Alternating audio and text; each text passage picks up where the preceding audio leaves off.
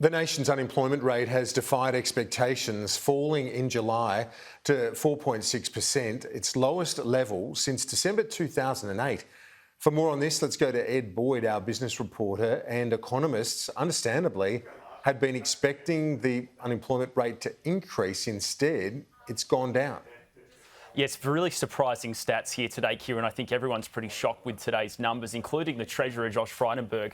The unemployment rate is at its lowest level in 13 years. Normally, it's something that he would present and be very proud to talk about, but today it's quite different. Looking at the stats there, you can see unemployment went down to 4.6% in July. About 2,200 jobs were created. Hours worked slipped by 0.2%, or 3 million hours during the month.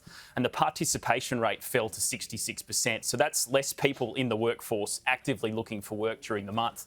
Looking across the country, you can see the unemployment rate fell in most states, but did go up in a couple of areas. But it's really between that 4.5% to 5.2% range across the country.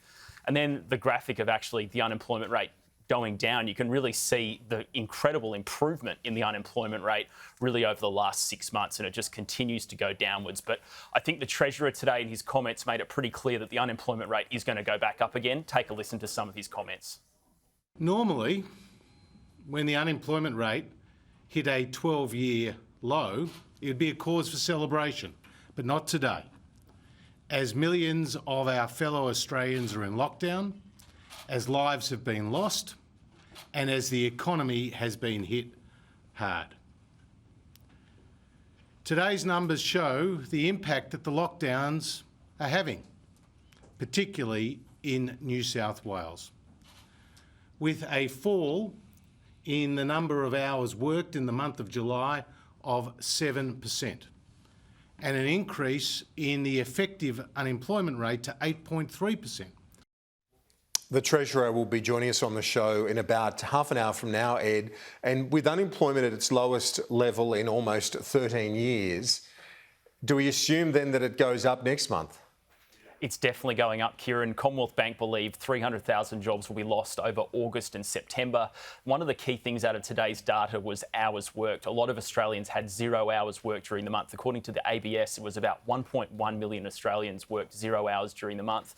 Some of that was annual leave, but a lot of it was people for economic reasons not being able to work.